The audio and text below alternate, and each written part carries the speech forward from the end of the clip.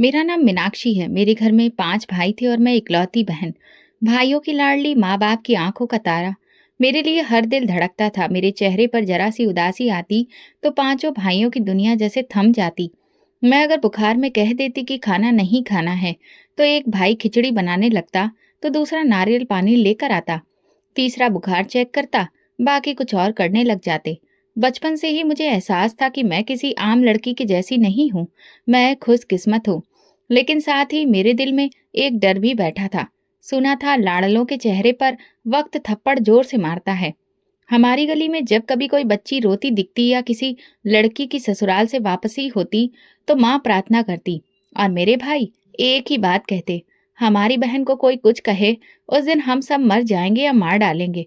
और मैं हंसकर कहती, पहले कोई आए तो सही।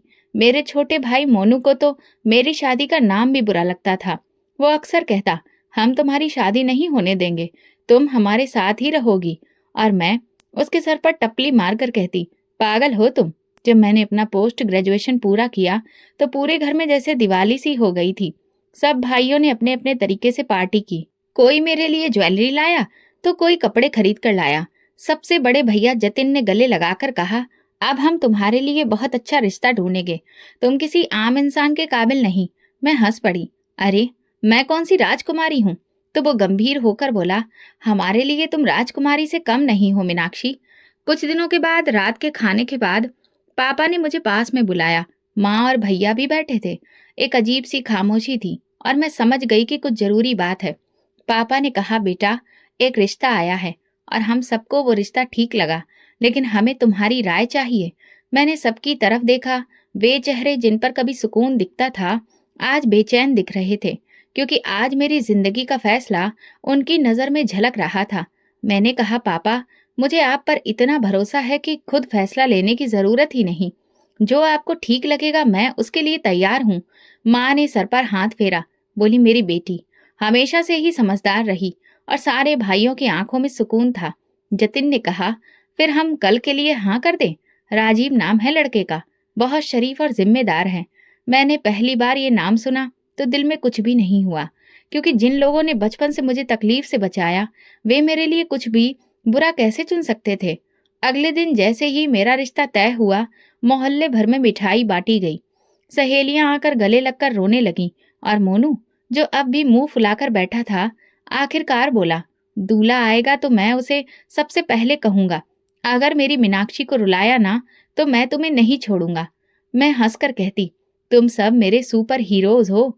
शादी के बाद भी मेरे दिल में कोई परेशानी नहीं थी, बस एक अजीब सा एहसास था। वो बचपन का घर, वो भाइयों का कमरा, वो हंसी मजाक, लड़ाइयों वाले दिन सब छोड़ने पड़ेंगे। मैं कमरे में चुपचाप बैठकर अक्सर अपनी किताबें, गुड़िया और दीवार पर लगे सर्टिफिकेट्स को देखती।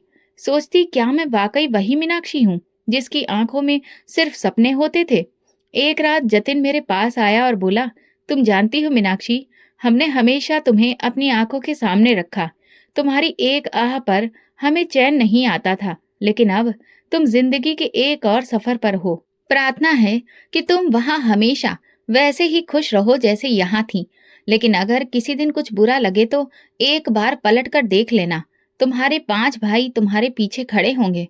मैं उसकी बात सुनकर आंखों से आंसू पोंछते हुए बोली, मैं कमजोर नहीं हूँ, बस आप लोगों के प्यार ने मुझे नाजुक बना दिया है। लेकिन मैं वादा करती हूँ, मैं खुद को कमजोर नहीं पड़ने दूंगी। उसी रात मैंने अपनी डायरी में लिखा, एक लाडली बेटी अब एक पत्नी बनने जा रही है। पता नहीं ससुराल में वैसा प्यार मिलेगा या नहीं, लेकिन एक बात तय है, मैं वो मीनाक्षी हूँ जिसे सच्चाई और सब्र विरासत में मिला है। ये वो वक्त था जब मैं अपनी जिंदगी की नई किताब खोल रही थी। शादी की तारीख तय थी। घर में रोज नए इंतजाम हो रहे थे। राजीव के बारे में बस इतना जाना कि वो सऊदी अरब में काम करता है। सूरत से अच्छा है, बातचीत से नरम। मैंने उसे 2 बार फोन पर बात की, बस सिर्फ फॉर्मेलिटी सी। वो बहुत ज्यादा बातूनी नहीं था। इतना बोला, उम्मीद है आपको मेरा घर अच्छा लगेगा। मेरी माँ और बहनें आपसे बहुत जल्द घुल मिल जाएंगी। मैंने कहा, जी, मैं भी कोशिश करूंगी। शादी वाले दिन मेरे दिल में अजीब सी उलझन थी। मायके का हर कोना मैंने आंखों में बसाया था। खुद को बार बार समझाया कि हर लड़की को ये सफर तय करना होता है। शादी हुई और विदाई के बाद जैसे ही मैं राजीव के घर पहुंची, मेरा दिल तेजी से धड़कने लगा। गाड़ी रुकी, दरवाजा खुला, लेकिन ना कोई हंसी, ना कोई आवाज और ना ही कोई बड़ा स्वागत। मुझे बस हाथ पकड़कर एक कमरे तक ले जाया गया और कहा गया, बैठो, ये तुम्हारा कमरा है। मेरे साथ कोई औरत अंदर नहीं आई, न चाय, न पानी, न कोई हाल चाल पूछना। दिल पर एक अजीब सा बोझ, लेकिन मैंने खुद को समझाया, शायद इनका अंदाज ऐसा ही हो, शायद इसी तरह से रस्म होती हो। कुछ देर बाद दरवाजा खुला। एक लड़की ने सिर झुकाकर कहा, मैं ये किधर रख दूं? फिर वो पलटकर चली गई। ना नजर मिलाई, ना कोई बात। दिन ढल रहा था और मैं सुबह से भूखी प्यासी थी। किसी ने खाने तक को नहीं पूछा। एक बार मैं कमरे से बाहर आंगन में गई। सास बैठी थी और उनके साथ दो औरतें, सब बातों में व्यस्त थी। मैं वापस आ गई, दरवाजा बंद कर लिया। थोड़ी देर बाद हिम्मत करके राजीव को फोन किया, आप कब आएंगे? वो बोला, बस थोड़ी देर में। कोई दिक्कत है? मैंने कहा, सुबह से कुछ खाया नहीं है। वो बोला, मैं आता हूँ, कुछ ले आऊंगा। जब राजीव आया तो रात हो चुकी थी। उसने पूछा, तुमने कुछ खाया? मैंने कहा, किसी ने पूछा ही नहीं। बाहर जाकर किसी से बात की, फिर बोला, तुम खाओ, मैं खाना लगवा रहा हूँ। खाना आया तो रोटी बहुत सख्त थी, सब्जी भी ठंडी, लेकिन भूख के आगे कोई शिकायत नहीं। फिर एक एक करके मेरी नंदे कमरे में आई। बस फॉर्मेलिटी सी बात। उनमें से एक बोली, अपने कपड़े और सामान समेट लेना, जगह कम है, हमारे बैग भी यहीं रखे हैं। मैंने धीरे से कहा, ठीक है। अगली सुबह मैं जल्दी जाग गई। नहा धोकर पूजा पाठ करके जब बाहर आई तो किचन से आवाज आ रही थी। सास बोल रही थी, देखते हैं कि बहू आकर क्या करती है, या फिर बस मालकिन बनकर आई है। मैंने इस बात को सुना, लेकिन अनजान बन गई। कुछ देर बाद दरवाजा खुला और एक नंद ने कहा, चलो बर्तन धो दो, कल रात के हैं। मेरा दिल किया कि मैं कहूँ, मैं कल ही तो आई हूँ, लेकिन जुबान बंद रही। मैंने खामोशी से बर्तन धोए, आंगन में झाड़ू लगाई। किसी ने नहीं पूछा, तुम्हें ये सब आता है? बस जैसे सब पहले से तय था। सबने मान लिया कि अब ये काम करेगी। दोपहर तक मैंने सिर्फ दो बातें की। एक बार सास से पूछा, क्या कुछ बना दूं? और एक बार नंद से कहा, ये कपड़े कहाँ रखने हैं? दोनों बार ऐसा जवाब मिला जैसे कि वो मुझ पर एहसान कर रही हो। दोपहर को जब खाना रखा तो सब अपनी प्लेटों में व्यस्त थे। किसी ने कहा, रोटी बड़ी कड़क बनी है, अगली बार से ध्यान रखना। मैंने नजर झुका ली। राजीव चुपचाप बैठा था, शायद थका हुआ, या शायद फर्क ही नहीं पड़ता। शाम को मेहमान आ गए। मैंने चाय बनाई, बिस्किट रखे। वापसी पर नंद ने धीरे से कहा, अगली बार कप उल्टे मत रखना, बुरा लगता है। मैंने गर्दन हिलाई। तब तक दिल थक चुका था। रात को कमरे में वापस आई तो राजीव बैठा था। उसने पूछा, कैसा लगा तुम्हें पहला दिन? मैंने कुछ पल सोचा, फिर बस कहा, थोड़ा सा अजीब है। वो बोला, वक्त के साथ सब ठीक हो जाता है, और लाइट बंद कर दी। उस रात नींद नहीं आई। अजनबी कमरा, अजनबी लोग, और दिल में अजीब सी खामोशी। अगले दिन रिसेप्शन था। सुबह से ही घर में हलचल थी, लेकिन मेरे लिए वो वैसा दिन नहीं था जैसा किसी नई दुल्हन के लिए होना चाहिए। सब कुछ सिस्टम के हिसाब से हो रहा था, लेकिन किसी में भी कोई जोश नहीं था, न कोई खास खुशी। मेरी सास ने कमरे में बुलाया, बोली, देखो ये कपड़े पहन लेना, और तुम्हें पार्लर जाना है, वहां से मनोज चाचा तुम्हें ले जाएंगे। मैंने चुपचाप सिर हिलाया। उन्होंने एक खूबसूरत साड़ी बैग में रखी। तभी दरवाजा खुला और छोटी ननद अलका अंदर दाखिल हुई। उसने कमरे में कदम रखते ही कहा, अरे माँ, ये कपड़े बैग में क्यों रख रही हो? अब दूसरों की तरह इसे भी सर पर मत चढ़ा लेना, ये अपना काम खुद करे, यहाँ कोई महारानी नहीं है। मैं जहाँ बैठी थी वहीं पर शॉक्ड रह गई। पहली बार किसी ने मेरे बारे में इस लहजे में बात की थी। मेरी सास ने भी उसे नहीं रोका, ना समझाया, बस मुस्कुराई और बोली, ठीक कहती हो, हम ज्यादा ही नरमी दिखा रहे थे। उन्होंने मेरे हाथों में साड़ी पकड़ाई। मेरा दिल जैसे कहीं और जा चुका था। मैं कुछ लम्हों तक वहीं खड़ी रही, फिर धीरे से बोली, मैं खुद ले जाऊंगी बैग, आप परेशान मत हो। अलका ने तंजिया निगाह डाली और बाहर चली गई। उस वाक्य ने कुछ लम्हों के लिए मुझे थोड़ तोड़ सा दिया था, लेकिन फिर मैं खुद को संभाल पाई। ना राजीव से कुछ कहा, ना किसी और से। जब मैं तैयार होकर बाहर आई तो सब देख तो रहे थे, लेकिन उन नजरों में कुछ भी नहीं था। मेहमानों के सामने सब कुछ ठीक ही था। रिसेप्शन पर मायके वाले भी थे। मैंने पूरी कोशिश की कि किसी को भी मेरे चेहरे की उदासी न दिखे। रिसेप्शन खत्म हुआ तो सब अपने अपने कमरों में चले गए। मैं भी आकर बैठी तो राजीव मुस्कुराकर बोला, आज तुम अच्छी लग रही थी। मैंने ठंडी सांस भरी और सोचा, शुक्र है सब अच्छे से हो गया। वो बोला, परेशान लग रही हो? मैंने नजरें चुराई। नहीं, बस थोड़ी नींद कम आ रही है। कुछ दिन इसी तरह से गुजरे। घर में रोज कोई ना कोई बात सुनने को मिलती। ज्यादातर अलका ही कुछ ना कुछ कह देती। कभी कहती, तैयार होने में इतना समय क्यों लगाती हो? कभी कहती, खाने में नमक कम है। कभी कहती, मेरी माँ को क्यों थका रही हो? मैं चुप रहती, कुछ नहीं बोलती। राजीव की वापसी की तारीख करीब आ रही थी। वो सऊदी अरब वापस जाने वाला था। उन 2 महीनों में हमारे बीच कुछ खास अपनापन पैदा नहीं हो सका। वो ठीक से वक्त ही नहीं देता था। ज्यादातर मोबाइल पर या टीवी में व्यस्त रहता। जब मैं कुछ पूछती तो कहता, काम के बारे में सोच रहा हूँ। एक दिन मैंने कहा, आप जा रहे हैं और मुझे लगता है कि मैं अभी भी यहाँ पर अजनबी हूँ। उसने ठंडा जवाब दिया, वक्त के साथ सब ठीक हो जाएगा। सबके साथ ऐसा होता है। मैं चुप हो गई। मैं समझ गई थी कि मेरी बातों का वजन अभी राजीव के लिए ज्यादा नहीं। उसे लगता था कि मैं नाजुक हूँ। ये वक्त से पहले शिकायत करने लगी हूँ। मैंने एक बार भैया को फोन किया, लेकिन बस हाल चाल पूछा, कुछ नहीं बताया। वो बोला, मीनाक्षी, अगर तुम्हारा वहां दिल नहीं लगे तो थोड़े दिन के लिए यहाँ आ जाओ। सबको तुम्हारी कमी महसूस होती है। मैंने बहाना कर दिया, यहाँ बहुत काम होता है। सास ने मना किया है। मेरी सास का रवैया राजीव के सामने अच्छा होता। वो नरमी से बात करती, लेकिन जैसे ही वो बाहर जाता मुझे कामों की लिस्ट पकड़ा दी जाती। अलका हर वक्त किचन में कोई न कोई कमी निकालने के लिए आ जाती। एक दिन चाय बना रही थी तो बोली, वैसे अब तुम्हें भी अंदाजा हो रहा होगा कि सिर्फ लाड़ प्यार से घर नहीं चलते हैं, काम करना भी आना चाहिए।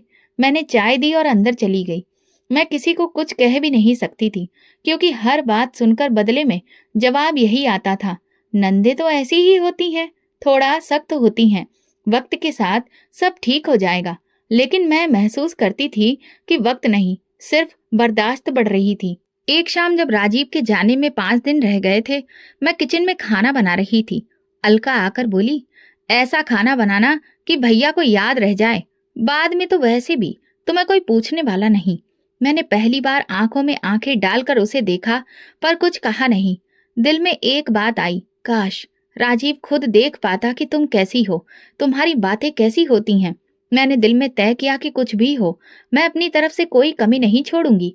मेरे लाड़ प्यार वाले दिन खत्म हो गए थे। अब मैं सिर्फ एक पत्नी थी, एक बहू और एक खामोश गवाह। राजीव को भेजना बाकी था, मगर मैं खुद को पहले ही विदा कर चुकी थी, अपने अंदर की सच्चाई से, अपनी पुरानी मीनाक्षी से। राजीव दिन का ज्यादातर वक्त बाहर अपने दोस्तों या कागजी कामों में गुजारता, और जब घर आता तो थका हारा लगता। मैं कोशिश करती कि कम से कम वक्त उसके साथ हंसी खुशी गुजरे। उन्हीं दिनों मैं अलका का व्यवहार बदल गया था। पहले जो बात बात पर चुभने वाले ताने फेंकती थी, अब रोज आकर बैठती और कहती, भाभी, भैया के साथ वक्त गुजारो, काम तो हम संभाल लेंगे। एक शाम जब राजीव घर आया तो अलका चाय लेकर आई और बोली, भाभी तो आपके साथ वक्त गुजारना चाहती हैं। मैंने कहा, काम बाद में हो जाएंगे। राजीव ने मेरी तरफ मुस्कुराकर देखा। देखा, सब तुमसे प्यार करते हैं। मैंने मुस्कुराकर सिर हिला दिया, लेकिन दिल में सवाल जरूर जागे, ये वही अलका है जिसने मुझे 2 दिन पहले कहा था कि तुम्हें कुछ भी नहीं आता। सास भी उन दिनों नरम लहजे में बात करती थी। एक दिन दोपहर के खाने पर बोली, मीनाक्षी, बहुत अच्छा खाना बनाती हो। मैं हैरान हुई, लेकिन खामोश रही।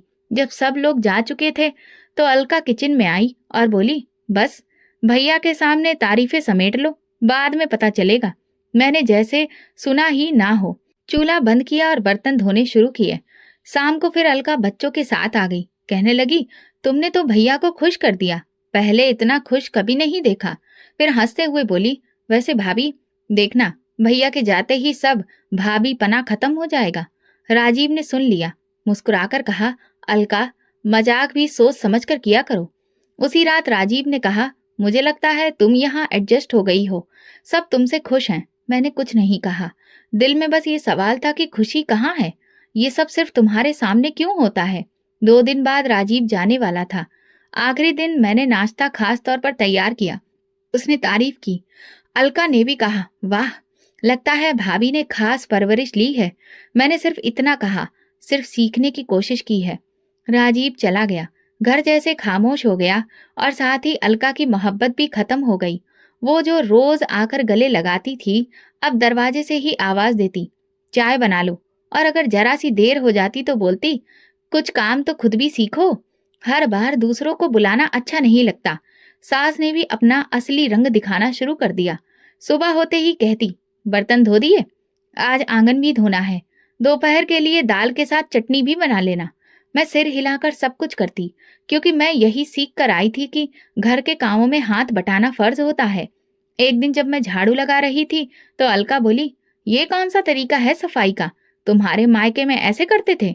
मैंने थोड़ा सा नरमी से कहा, आप बता दीजिए, मैं वही तरीका अपना लेती हूँ। तो वो बोली, बहुत चालाक हो, मासूम शक्ल बनाकर सबके दिल जीतना चाहती हो। उसी दिन मैंने सास से पूछा, क्या मैं 2 दिन के लिए अपने मायके जा सकती हूँ? बस थोड़ा सा दिल बहल जाएगा। उन्होंने ठंडे लहजे में कहा, अभी अभी आई हो, यहाँ तुम्हें क्या दुख है? घर संभालने से पहले ही छुट्टी। मैं चुपचाप वापस कमरे में आ गई।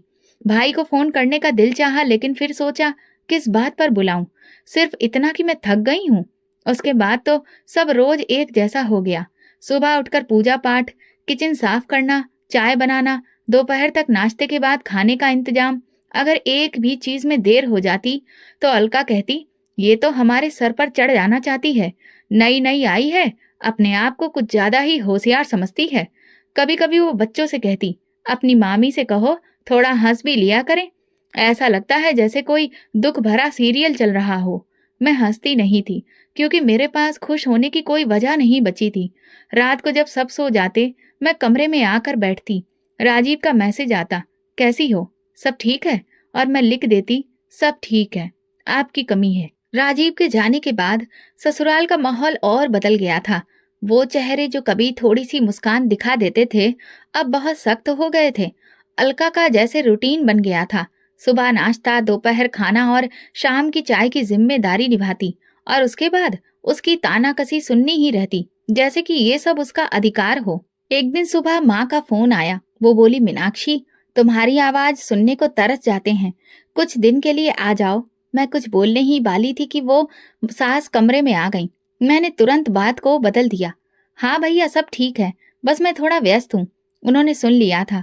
जब मैंने फोन बंद किया तो उन्होंने कहा, अगर इतना ही दिल लगता है मायके का तो फिर शादी क्यों की थी? मैं चुप रही। उसके बाद भैया रोज कॉल करते और मैं रोज उन्हें कोई नया बहाना बना देती। सास की तबीयत ठीक नहीं, घर में काम बहुत है, पड़ोस में शादी है। लेकिन अंदर से मैं खुद टूट रही थी। एक शाम अलका अपनी शादीशुदा बहन के साथ आई। दोनों बैठकर चाय पी रही थी और मैं चुपचाप चूल्हे के पास खड़ी थी। अलका ने अपनी बहन से कहा, भैया ने भी पता नहीं कैसी भाभी लाकर बिठा दी है, ना तो बात करने की तमीज है और ना ही खाना पकाने की अकल। उसकी बहन ने हंसते हुए कहा, अरे आजकल तो ऐसी लड़कियां बस अपनी खोल में ही रहती हैं, सिर्फ शक्ल दिखाती हैं और बाकी काम तो सब भूल जाती हैं। मेरा दिल चाहा कि पलटकर जवाब दूं, पर खामोशी मेरी ढाल बन चुकी थी। रात को बर्तन धोते हुए उंगली पर कट लग गया। मैंने पानी बंद किया, लेकिन अलका आ गई और बोली, अब इस बात पर भी ड्रामा होगा? अब तुम्हें ये भी नहीं आता? किचन से निकलकर मैंने हाथ पर कपड़ा बांधा और कमरे में आ गई। अगली सुबह नाश्ते के बाद सास बोली, आज कपड़ों की धुलाई भी तुम ही करोगी, नौकरानी नहीं आएगी। मैंने बाल्टी तैयार की, साबुन डाला और काम में लग गई। अलका आई, छत पर खड़ी होकर नीचे देखती रही, फिर बोली, इतना वक्त लगाया है? शादी के बाद क्या पहली बार हाथ पानी में डाले हैं? शाम को भाई का फोन फिर आया। इस बार जतिन था। बोला, मीनाक्षी, अब की बार मैं आ रहा हूँ, तुम्हारी सास से बात करनी है, तुम्हें ले जाना है, 2 दिन के लिए ही सही। मेरा दिल धड़कने लगा। मैंने उसे रुकने के लिए कहा, अभी मत आओ, माँ जी शायद मना कर दें, बाद में देखते हैं। फोन बंद किया ही था कि सास कमरे में आ गई। कहने लगी, तुम्हारे भाई बहुत बेचैन रहते हैं, कोई जरूरत नहीं है बार बार आने की, उनसे कहो अब तुम्हारा नया घर यही है। एक दिन जब मैं कमरे में झाड़ू लगा रही थी, अलका दरवाजे के पास खड़े होकर बोली, मेरे भाई को बहुत ही भली बीवी चाहिए थी, तुमने तो खुद को न जाने कैसा पत्थर जैसा बना लिया है। कभी कभी ये सब भी बहुत खतरनाक साबित होता है। मैंने सिर्फ इतना कहा, खामोशी की अपनी ताकत होती है। वो हंसने लगी, ताकत? तुम्हें लगता है कि तुम यहाँ कुछ बदल लोगी? ये सब कुछ जैसा है वैसा ही रहेगा। मैं चुप रही। शायद ये मेरे सब्र का इम्तिहान था। एक दिन दोपहर का वक्त था। मैं आंगन में कपड़े धो रही थी। अलका बच्चों के साथ मोबाइल पर वीडियो देख रही थी।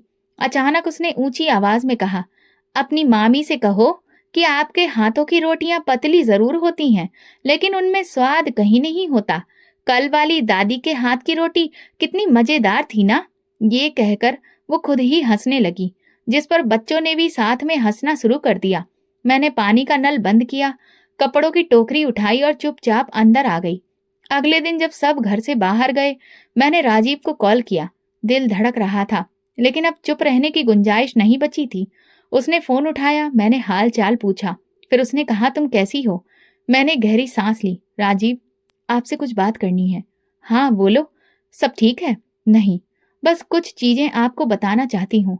अलका का व्यवहार बहुत बदल गया है।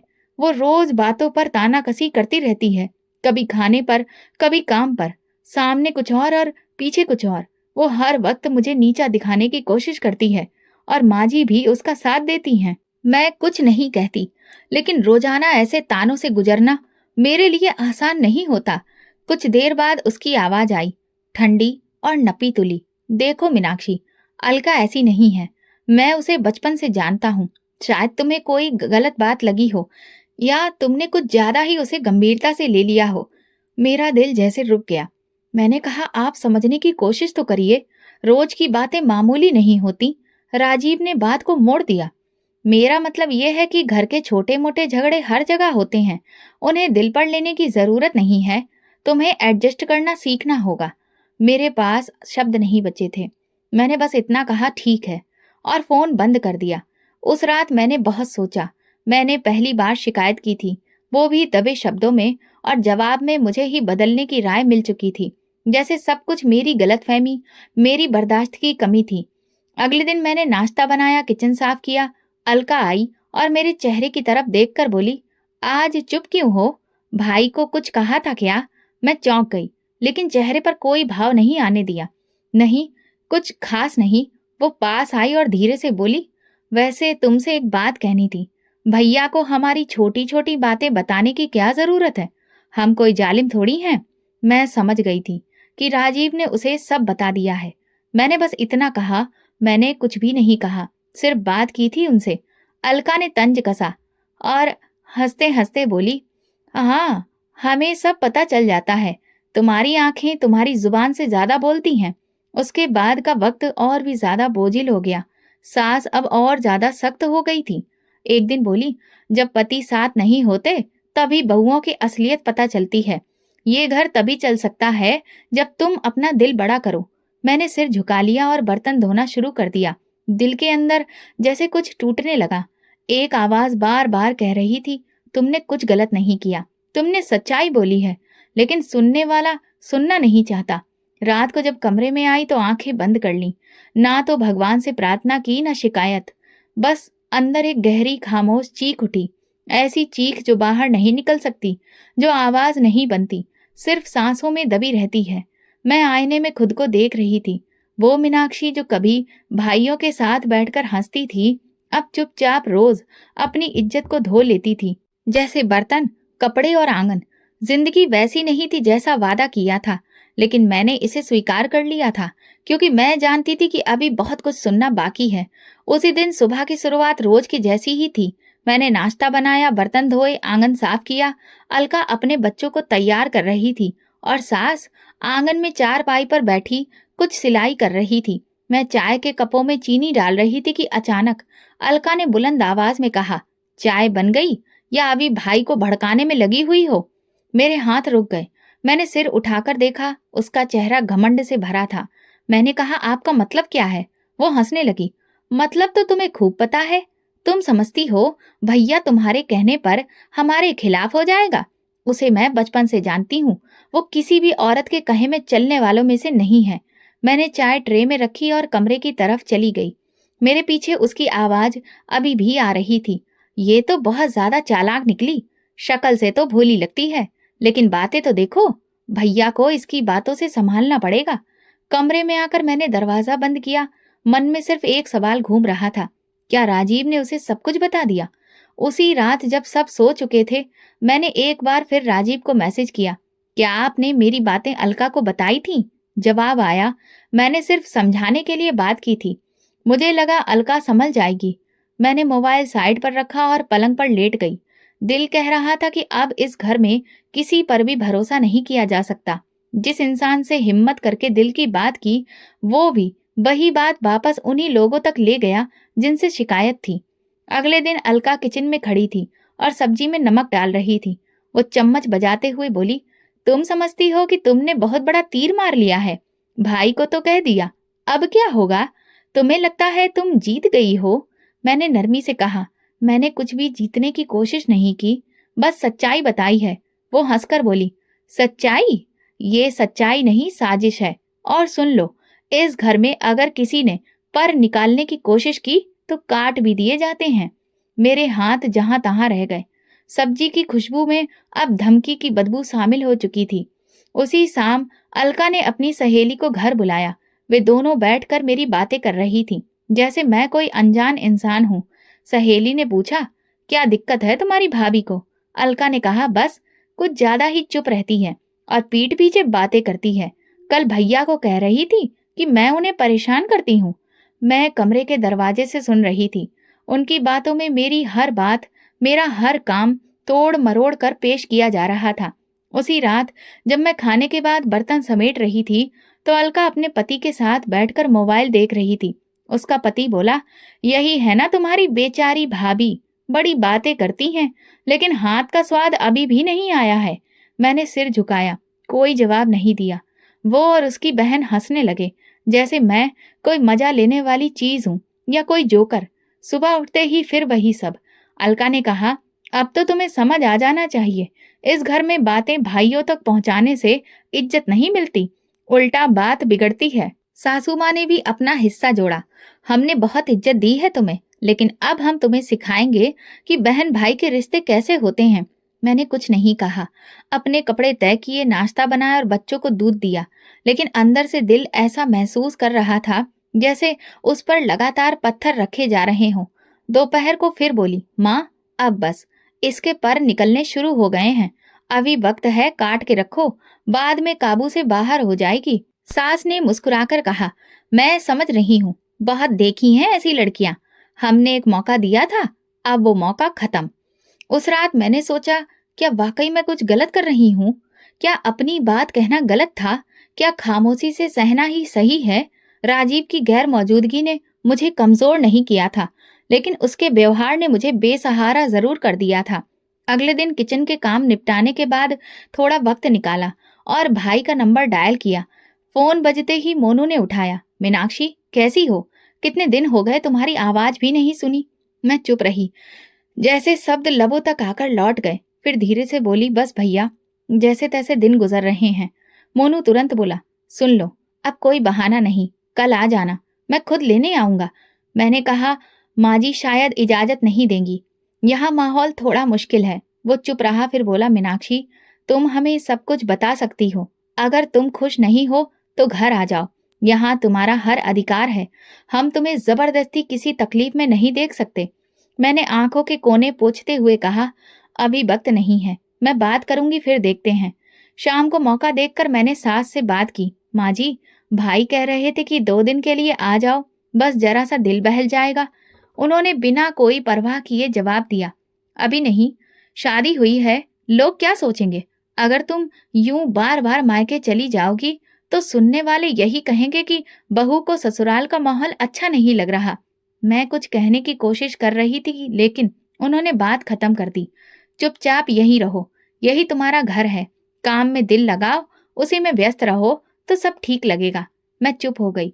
उसी रात भाई को झूठ बोल दिया, माँ जी ने मना नहीं किया है, बस यहाँ कुछ लोग आने वाले हैं, इसलिए रुक गई हूँ। जतिन चुप हो गया, शायद वो जान गया था कि बात कुछ और है। कमरे में वापस आई तो अलका अपने पति के साथ बैठी हंस रही थी। जैसे ही मैं अंदर दाखिल हुई, दोनों चुप हो गए। मैंने कुछ महसूस किया, लेकिन अनजान बनी रही। अगली सुबह जब मोबाइल चार्ज पर लगाया और खोला तो महसूस हुआ जैसे कुछ फालतू ऐप्स इंस्टॉल हो चुके हैं। एक फाइल में मेरे पिछले दिनों की कॉल की ऑडियो रिकॉर्डिंग पड़ी थी। ये देखकर दिल दहल गया। उसमें वो कॉल्स भी थी जिसमें मैंने अपने भाइयों से बात की थी। मैंने तुरंत मोबाइल लेकर अलका के पति के पास गई और कहा, ये ऐप किसने इंस्टॉल किया? मेरे मोबाइल में ये सब कैसे आया? वो हंसते हुए बोला, बस यूं ही सिक्योरिटी के लिए। तुम्हारे भाई तुम्हें रोज फोन करते हैं, हमें भी तो पता होना चाहिए घर में क्या चल रहा है। मेरी आवाज बुलंद हो गई, ये मेरी प्राइवेसी के खिलाफ है। किसकी इजाजत से आपने ये सब किया? अलका भी आ गई और बोली, अरे इतना शोर क्यों? हमें शक हुआ था कि तुम कोई प्लानिंग कर रही हो। भाई से क्या क्या बातें हो रही हैं सब पता है। मेरा सर चकरा गया। सास भी बाहर आ गई। अलका चिल्लाकर बोली, माँ देखो, ये हमारी जासूसी का इल्जाम लगा रही है, जबकि हमारे ही घर में बैठकर हमारे खिलाफ बातें हो रही हैं। साथ सास भी तेज लहजे में बोली, अगर तुम्हें ये सब अच्छा नहीं लगता तो अपने पति को बोलो कि तुम्हें अलग घर में ले जाए। हमने तो तुम्हें इज्जत से रखा है, अब तुम हम पर ही सवाल उठा रही हो। मैं हाथ जोड़कर बोली, मैंने कुछ नहीं किया, बस भाई से दिल का हाल कहा, और वो भी आपके मना करने के बाद। मैं यहीं रुक गई। ये सब करना गलत है। मेरी पर्सनल बातें सुनी गई, वो भी बिना इजाजत। अलका का पति हंसा, तो क्या हुआ, अब तुम इस घर का हिस्सा हो, तुम्हारी बातें हमारी बातें हैं। मेरा सब्र जवाब दे गया। मैंने रोते हुए कहा, क्या मैं कोई कैदी हूँ? क्या यहाँ पर बहू की कोई इज्जत नहीं? सास गुस्से में बोली, बस करो, ये ड्रामा बंद करो। तुम्हारा असली चेहरा हमने देख लिया है, अब ये मासूम बनना छोड़ दो। मेरे आंसू रुक नहीं रहे थे। मैं पलटकर वापस कमरे में आई, दरवाजा बंद किया और पहली बार उनकी वैसी दबी आवाज में रोने लगी, दीवारों पर हाथ मारे बिना, जैसे मैं अपनी आवाज वापस मांग रही थी। अगले दिन मैं किचन में झाड़ू लगा रही थी। सास आंगन में चारपाई पर बैठी थी। मैं चुपचाप अपने काम में लगी थी कि अलका का बड़ा बेटा पिंटू मेरे पास आकर बोला, मामी मेरे लिए चाय बना दो, सर में दर्द है। मेरे हाथ में पोछा था, कपड़े गीले थे। मैंने पलटकर कहा, बेटा माँ या मौसी से कह दो, मैं अभी सफाई कर रही हूँ। वो तुरंत पलटा और सीधा अपनी माँ के पास जाकर कुछ कहा। अगले ही लम्हे अलका किचन में आई और उसका चेहरा गुस्से से लाल था। आते ही बोली, तुझे हर छोटे काम को करने में तकलीफ होती है, मेरे बच्चे को इनकार करती है। मैं सफाई देने की कोशिश करने लगी। मैं इनकार नहीं कर रही थी, मैं तो किचन में सफाई कर रही थी। वो तुरंत मेरे पास आई और मेरे बालों को जोर से पकड़कर खींचने लगी। मैं घबरा गई। उसकी पकड़ सख्त होती जा रही थी। मैं सिसकते हुए बोली, मुझे छोड़ दो। तो कहने लगी, अब तो जुबान भी चल रही है, तुम्हें लगता है कि तुम्हें कोई रोकने वाला नहीं। मैं चीख कर बोली, छोड़ो मुझे, लेकिन वो बाज नहीं आई। शोर सुनकर सास और बड़ी ननद भी आ गई। बड़ी नंद ने अलका का साथ देते हुए कहा, माँ ये औरत अब काबू से बाहर हो गई है, पति को भड़काती है, बच्चों से बदतमीजी करती है, ये सब बर्दाश्त नहीं होगा। सास ने आगे बढ़कर मेरी कलाई पकड़ी और सख्त लहजे में बोली, हमने तुम्हें इज्जत से रखा, तुमने हमें ही नीचा दिखाया, अब निकल जाओ हमारे घर से। मैं बेसुध सी उनके चेहरे देखती रह गई। मैंने हाथ जोड़कर कहा, ऐसा मत करिए, मेरा पति बाहर है, मेरे भाई क्या सोचेंगे। बड़ी नंद ने दरवाजा खोला। अलका ने मेरा दुपट्टा घसीट कर उतारा और सास ने धक्का दिया। मैं संभल नहीं पाई और सीढ़ियों से लुढ़कती हुई दरवाजे के बाहर जा गिरी। मेरी आंखों के सामने अंधेरा छा गया। जमीन पर गिरते ही मेरी कोहनी से खून निकल आया। आंखें बंद होने को थी कि किसी ने मुझे सहारा दिया। एक जानी पहचानी आवाज आई, मीनाक्षी। मैंने हल्की आंखों से ऊपर देखा, सामने राजीव खड़ा था। उसके चेहरे पर हैरत, गुस्सा और उलझन एक साथ थे। मैं अचानक उसके सीने से लगकर रोने लगी। राजीव, मुझे निकाल दिया, मुझे धक्का दिया। राजीव ने मुझे पकड़कर रखा, फिर गुस्से से अंदर दाखिल हुआ। आंगन में कदम रखते ही उसने बुलंद आवाज में कहा, ये क्या हो रहा है? सब लोग चौंक गए। अलका की जुबान बंद हो गई।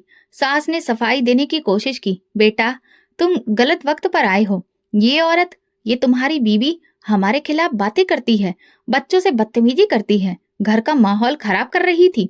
राजीव की आंखें लाल हो गईं। आप लोगों ने धक्का देकर मेरी बीवी को निकाला, आप सबको शर्म आनी चाहिए। अलका हकलाते हुए बोली, भैया वो तुम्हें हमारे खिलाफ कर रही थी, हम तो बस। राजीव ने बात काट दी, चुप रहो अलका, तुमने मेरी गैर मौजूदगी में क्या किया मैं सब देख चुका हूँ। मेरी फ्लाइट कल की थी, लेकिन मैं 2 दिन पहले ही आ गया था। आज ऑफिस से सीधा आया तो बाहर मीनाक्षी को गिरा हुआ देखा। यही है तुम लोगों की इज्जत अपनी बहू के लिए? सास ने नरम लहजे में कहा, बेटा तुम्हें गलतफहमी हो गई है। राजीव ने तीखे लहजे में कहा, गलतफहमी मुझे नहीं, आप सबको हुई है।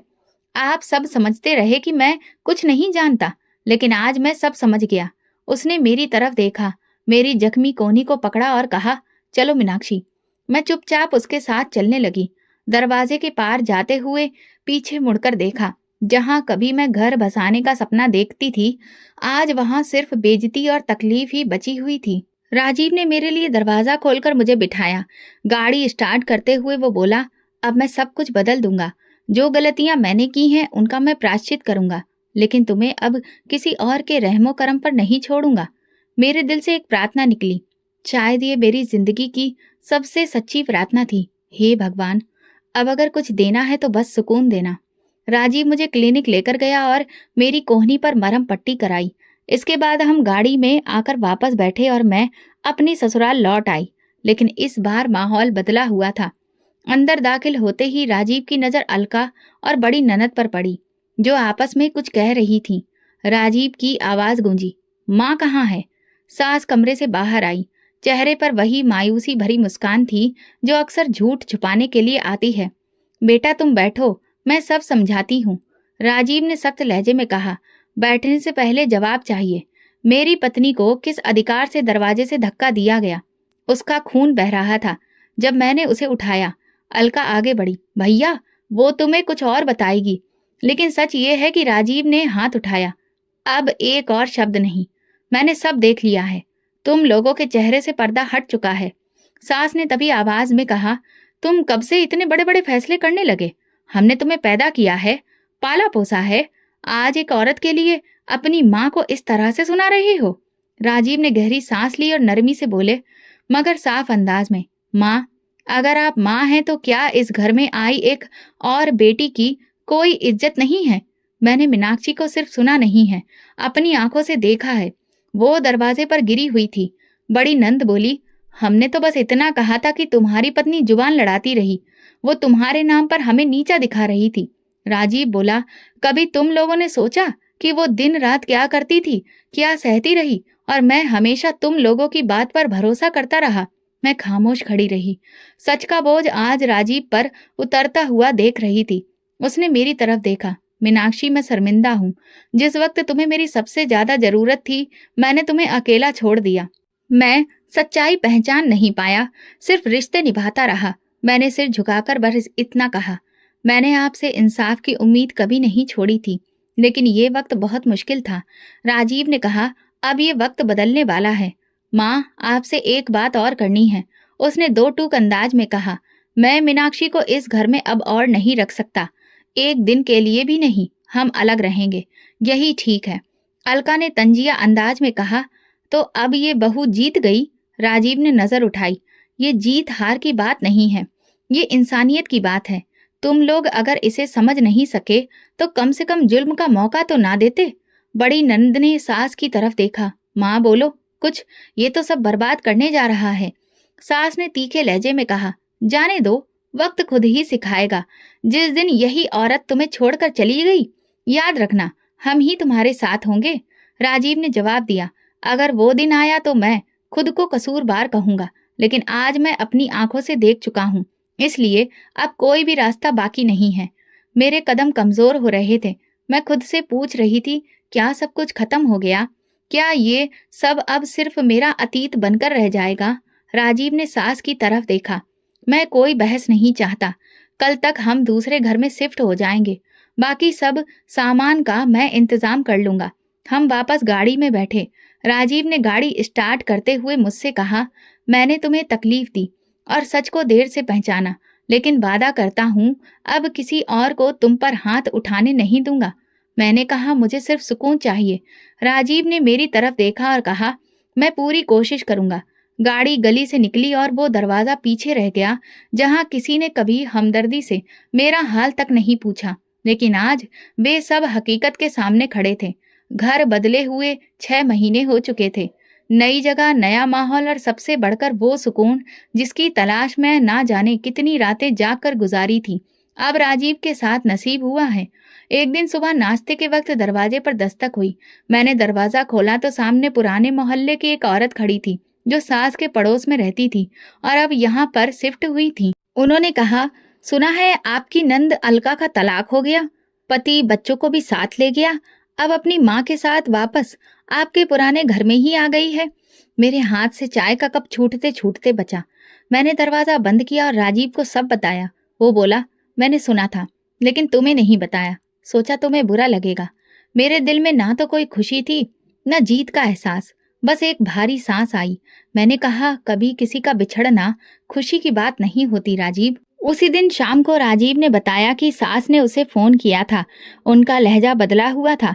कह रही थी कि अलका बहुत परेशान है, रो रही है। बोली मीनाक्षी से माफी मांगना चाहती है। उसने जो हमारे साथ किया उसकी सजा तो उसे भी मिल गई है। ये सुनकर मैं चुप रही, ना हाँ की ना की।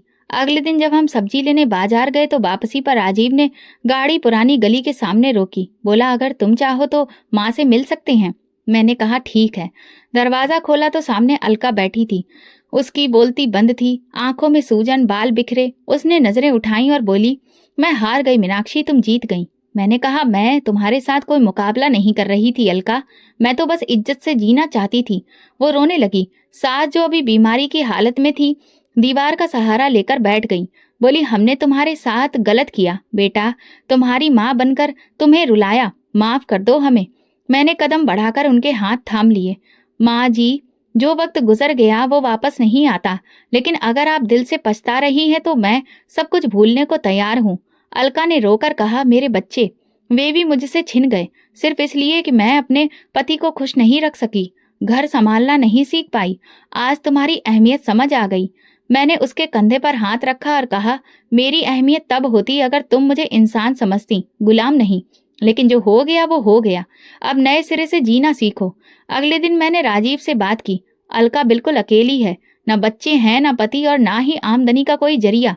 क्या हम उसे महीने के कुछ पैसे दे सकते हैं जिससे उसका गुजारा हो जाए? राजीव ने हैरानी से मेरी तरफ देखा। इतनी तकलीफें सहने के बाद तुम उनके लिए कुछ करना चाहती हो? मैंने कहा, मुझे मेरे भाइयों ने यही सिखाया है, किसी को तकलीफ मत दो, चाहे उसने तुम्हें क्यों न दी हो। और अब वो औरत माँ भी है, बच्चे भी उससे दूर हैं। अगर हम मदद कर सकते हैं तो क्यों ना करें। इस हफ्ते राजीव ने अपने अकाउंटेंट से बात करके अलका के लिए महीने के खर्च के पैसे रखवा दिए और कानूनी राय लेकर उसके बच्चों के लिए दरख्वास्त भी तैयार करवाई। मैं अलका के साथ अदालत गई। उसके चेहरे पर जो शक था उसमें अब एक हल्की रोशनी दिख रही थी।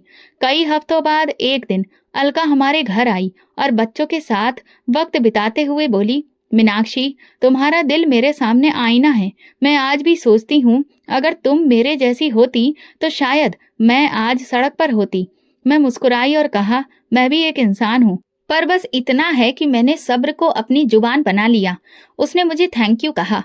तुमने मुझे हार से जीत की ओर पलटने का रास्ता दिखाया। मैंने कहा, तुम बस बच्चों की खातिर खुद को मजबूत बनाओ, बाकी सब वक्त पर छोड़ दो।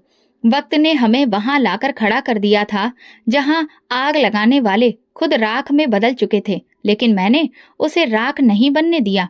उसे मिट्टी से उठाकर दोबारा जीने की ताकत दी। यही वो ताकत थी जो मुझे कभी कमजोर दिखाई देती थी, जिसे माफी कहते हैं। जिंदगी धीरे धीरे अपनी रफ्तार पर आ चुकी थी। नए घर में आए 2 साल हो गए थे। राजीव अब रोज शाम को बच्चों के लिए कुछ न कुछ लेकर आता, कभी आइसक्रीम, कभी खिलौने, कभी कहानियों वाली किताबें। हमारा छोटा सा घर सुकून से भरा था। मेरे भाई भी मेरी सुकून से भरी जिंदगी देखकर बहुत खुश थे। कभी वो मेरे घर आते, कभी मैं उनके घर चली जाती। भगवान ने हमें 2 बेटे दिए थे। राजीव, जो कभी एक ऐसा पति था जो हमेशा चुप रहता था, अब बच्चों का बहुत अच्छा दोस्त बन चुका था। रात को सोने से पहले उन्हें साथ में कहानी सुनाने बैठता और अक्सर खुद भी सो जाता। अलका अब अपनी माँ के साथ रहती थी। हालात अब बदल चुके थे। वो अब किसी के लिए बोझ नहीं थी। एक दिन उसने फोन करके कहा, मीनाक्षी, मैं तुमसे बहुत कुछ सीखी हूँ, खास तौर पर बर्दाश्त करना। मैं अगर तुम्हारी जगह होती तो शायद तुम्हें माफ नहीं करती। मैंने कहा, इंसान जब माफ कर देता है तो वो खुद भी आजाद हो जाता है। मैंने आजाद होने के लिए तुम्हें माफ किया है। अब मैं हफ्ते में 2 बार एक छोटी सी जगह पर औरतों को सिलाई और कढ़ाई सिखाने जाती हूँ। ये हुनर मैं दूसरी औरतों को आत्मनिर्भर बनाने के लिए सिखा रही हूँ। आज भी जब अपने अतीत को याद करती हूँ तो सोचती हूँ कि वो सब कुछ मेरी परीक्षा थी, लेकिन उस परीक्षा में मेरे साथ मेरे भाइयों की परवरिश, माँ की प्रार्थना और मेरा सब्र था। बच्चों को जब मैं सुलाती हूँ तो उनके माथे पर हाथ फेर कर भगवान से प्रार्थना करती हूँ कि कभी किसी बेटी को वो दर्द ना देना जो खामोश रहकर सहना पड़े। दुनिया का उसूल यही है, जो करोगे वही पलट कर आएगा। मैंने जो कहा वो किसी के लिए सजा बन गया और जो माफ किया वो मेरे लिए रहमत बन गया। अब मेरे पास सब कुछ है, लेकिन सबसे कीमती चीज जो मेरे पास है वो ये एहसास है कि मैंने खुद को कभी खोने नहीं दिया, चाहे पूरी दुनिया ही मुझे गिरा देने पर क्यों न तुली हुई थी। यही मेरी असली कामयाबी है और यही मेरी पहचान। तो दोस्तों, अगर आपको हमारी कहानी पसंद आई है तो कमेंट करके ज़रूर बताएं। वीडियो को लाइक करें और ज़्यादा से ज़्यादा शेयर करें। अगर आप चैनल पर नए हैं तो सब्सक्राइब जरूर करें और नोटिफिकेशन बेल दबाएं ताकि अगली अपडेट सबसे पहले आपको मिले। धन्यवाद।